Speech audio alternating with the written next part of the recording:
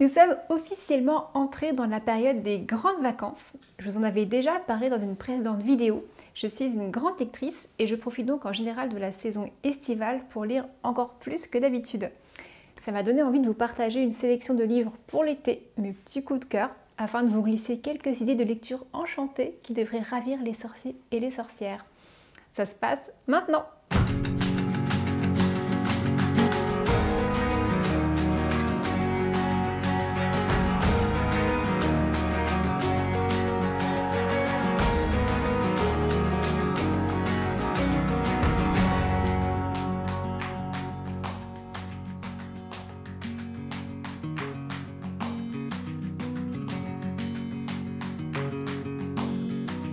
Bonjour à toutes et à tous, que vous soyez des sorcières ou des sorciers apprentis ou confirmés, je suis ravie de vous retrouver pour cette nouvelle vidéo. Moi c'est Katie et aujourd'hui je vous propose quelques conseils de lecture enchantés pour votre été. J'ai fait une sélection très variée, donc vous devriez y puiser de l'inspiration quelles que soient vos inclinaisons de lecture. Je commence par ce que je considère être un indispensable des balades estivales. Il s'agit de La mini-flore du jardinier promeneur de Marine Cressy, publiée aux éditions Ulmer. Alors, si vous me suivez sur cette chaîne, il y a de fortes chances que, comme moi, vous soyez un amoureux de la nature. Et si en plus vous avez un pied ou deux dans le monde de la magie de la sorcellerie, il est presque certain que vous êtes intéressé par le monde végétal, par les plantes, les herbes, les fleurs, les arbres. Mais peut-être aussi que vous vous sentez frustré parce que vous ne vous y connaissez pas. Peut-être que vous aimeriez pouvoir faire quelques cueillettes, l'esprit tranquille, pour votre herbier ou encore pour vos pratiques magiques. Ce livre est fait pour vous. Il s'agit d'une flore. Alors, une flore, qu'est-ce que c'est? C'est un annuaire, un catalogue de plantes que l'on trouve dans une région ou du moins une zone géographique. Et le problème avec les fleurs classiques, c'est qu'elles sont lourdes, encombrantes et surtout pas pratiques du tout. D'ailleurs, l'auteure Marine Cressy, dans ce livre-là, elle explique que quand elle a intégré l'école du paysage, elle a été traumatisée par l'ouvrage de référence qui s'appelle La flore forestière française et qui est carrément incompréhensible pour les novices. Et c'est comme ça qu'elle a imaginé cette flore simple d'utilisation, ludique et hyper pratique. Je trouve que cette mini-flore, elle est vraiment géniale parce que, déjà, je vous laisse observer le format. Hein, on est sur un livre de poche, ça fait la taille de ma main en fait. Ce qui signifie que vous pouvez l'avoir toujours dans votre sac ou même dans votre poche. Et puis surtout, c'est un super compagnon pour apprendre à identifier les plantes, les fleurs et les arbres que l'on rencontre vraiment partout autour de chez nous, que ce soit en ville ou à la campagne. L'ouvrage est classé par saison et à l'intérieur des saisons, les plantes sont classées par couleur. C'est quand même super pratique quand on s'y connaît pas. L'auteur partage également plein de petites informations ou même des anecdotes sur les plantes. Et le tout a beaucoup de charme parce que ça se présente comme un carnet écrit à la main. C'est super mignon en fait. Donc, si vous avez envie de vous familiariser avec les herbes qui vous entourent, si vous avez envie d'apprendre à reconnaître les arbres, les fleurs, etc., mais sans vous prendre la tête, cette fleur est faite pour vous. En ce qui me concerne, je vais me balader avec tout l'été.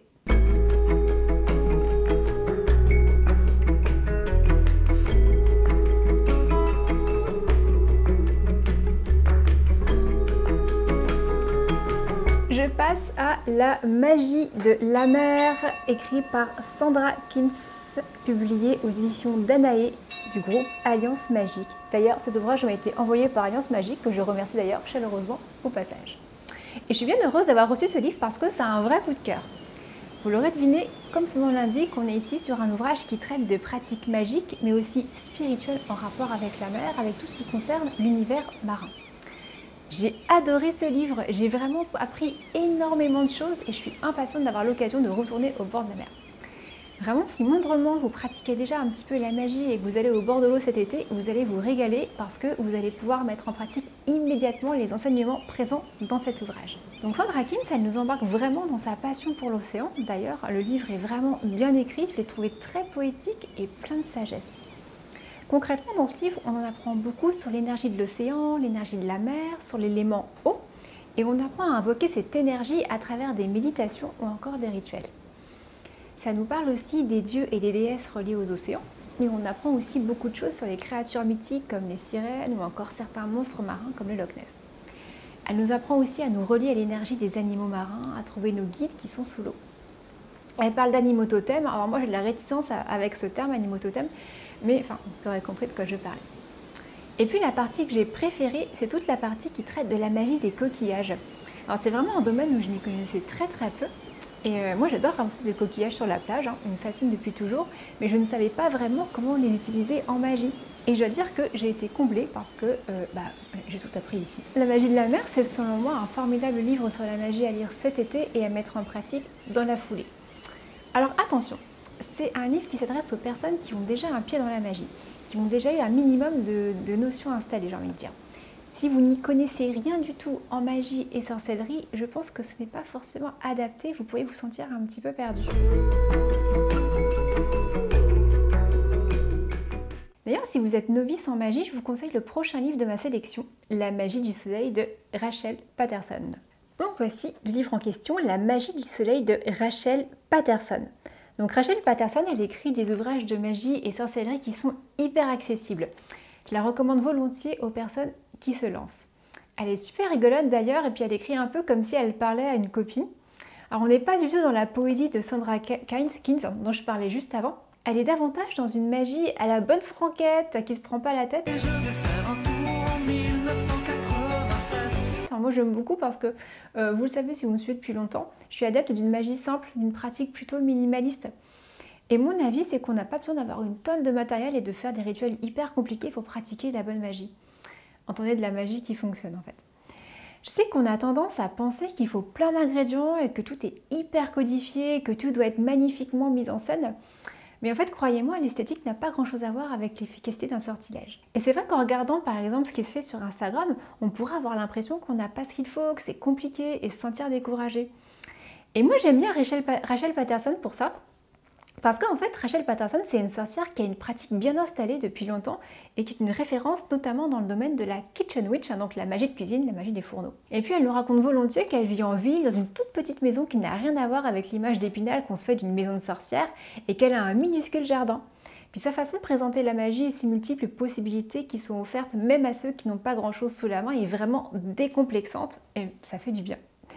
Donc dans cet ouvrage plus spécifiquement, elle nous parle donc de comment utiliser les énergies du soleil dans les pratiques sorcières. C'est très intéressant parce que très souvent en magie, on se concentre beaucoup sur les rituels de lune, la magie de la lune. Notamment parce que nous sommes beaucoup de femmes à pratiquer et que nous avons naturellement de la facilité à travailler avec les lunes, travailler avec l'énergie yin. Mais la magie du soleil, donc l'énergie plus yang, est tout aussi importante. Et dans cet ouvrage, Rachel Patterson, elle explore cette énergie, donc ses correspondances, et elle propose toutes sortes de petites pratiques en rapport avec le soleil. Donc par exemple, elle va nous expliquer comment utiliser les différentes phases du soleil en fonction du type de sortilège qu'on veut utiliser. Elle va nous apprendre à faire de l'eau solaire, à utiliser l'énergie du soleil pour purifier ou recharger les pierres, etc. etc. C'est hyper facile d'accès et pas très long à lire, en un petit ouvrage. Et je trouve que c'est une bonne lecture pour l'été où le soleil est à l'honneur. En revanche, c'est vraiment un livre qui s'adresse aux débutants en magie. Si vous vous connaissez déjà, vous risquez de ne pas apprendre beaucoup de vraies nouvelles choses. Alors, on est vraiment sur une initiation. Rachel Patterson, elle apporte surtout des connaissances de base. Et c'est chouette parce qu'il faut bien commencer quelque part. Donc voilà, La magie du soleil, une belle lecture pour les apprentis sorcières et les apprentis sorciers qui découvrent la pratique.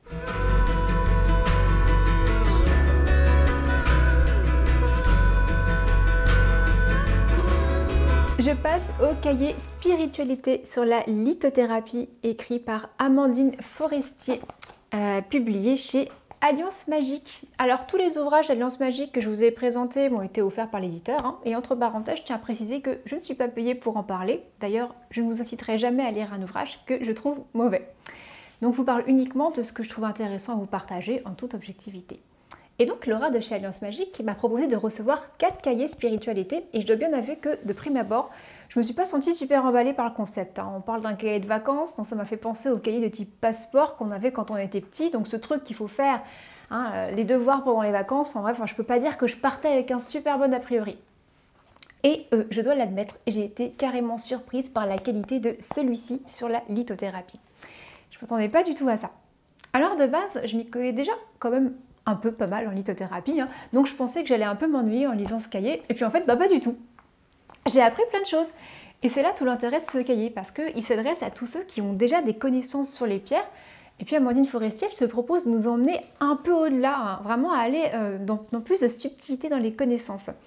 Puis du coup, elle présente des techniques originales comme les mandalas de cristaux par exemple. Et puis il y a aussi un côté très ludique avec la présence de petits jeux.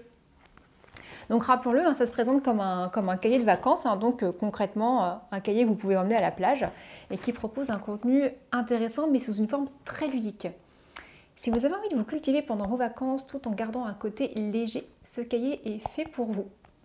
Entre parenthèses, il existe plein d'autres thématiques dans cette collection.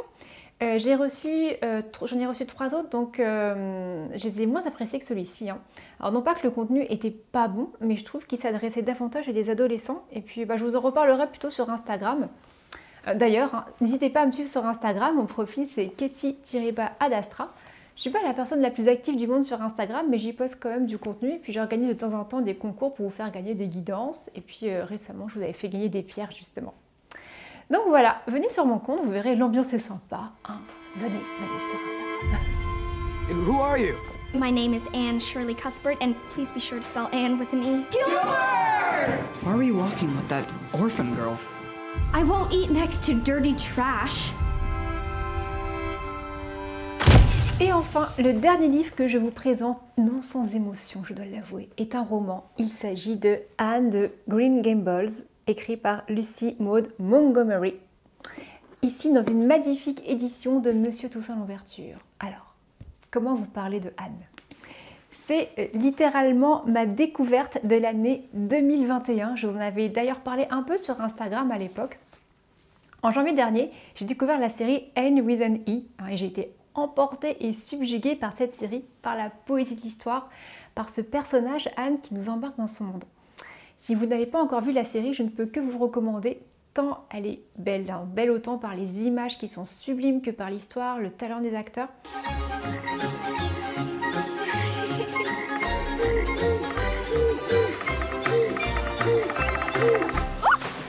Et cette série, elle est inspirée par un classique de la littérature, hein, j'ai nommé Anne de Green Gables de Lucy Maud Montgomery. Pour vous en parler brièvement, on suit le destin d'une petite orpheline nommée Anne qui est adoptée par un homme et une femme qui vivent au Canada sur l'île du Prince-Édouard dans une bourgade nommée Avonlea. Et cette petite fille, elle est vraiment spéciale parce qu'elle a une imagination débordante et elle vit de façon vraiment exaltée. Et petit à petit, elle va transformer et illuminer la vie des gens qui l'entourent en apportant à leur existence son énergie vraiment unique. Anne, c'est vraiment un personnage qui est très attachant parce qu'elle est bouleversante d'authenticité dans un monde régi par les convenances et les apparences. Et c'est vraiment sa façon à elle de faire de la magie. Du coup, j'ai vu la série, mais j'ai pas encore lu le livre, mais je tenais à vous le présenter dans cette sélection parce qu'il sera mon compagnon de l'été et je suis certaine que ce sera une belle découverte pour vous aussi. Anne, je trouve qu'à sa façon, c'est une sorcière en fait. Hein. Elle vit en harmonie avec la nature, les plantes, les animaux. Elle a ce don pour vibrer à l'unisson des énergies qui l'entourent en restant toujours connectée à son cœur. Donc voilà, pour moi, Anne de Green Gables, c'est une lecture enchantée qui a toute sa place dans cette sélection magique de l'été. Et puis, soit dit en passant, la présente édition de Monsieur Toussaint Louverture, elle est de toute beauté. On est vraiment sur une belle relure à l'ancienne. Et honnêtement, on trouve assez rarement maintenant des romans qui sont dans une édition si soignée. Et à titre personnel, c'est un détail auquel je suis particulièrement sensible en tant qu'amoureuse des livres. O'er the wild waters, laboring far from home, for some bleak pittance air compelled to roam. Voilà pour cette sélection estivale. J'espère vous avoir donné de l'inspiration pour votre été. Et puis, dites-moi en commentaire ce que vous avez prévu de lire. Ça me fera très plaisir de vous lire. D'ailleurs, vraiment, n'hésitez pas à commenter. Je réponds à tout le monde, hein, j'en ai encore l'occasion. Donc voilà. Pour soutenir mon travail, pensez également à vous abonner à ma chaîne, à partager cette vidéo et à mettre un petit pouce bleu. Ça m'aide énormément. Que votre été soit magique. À très vite!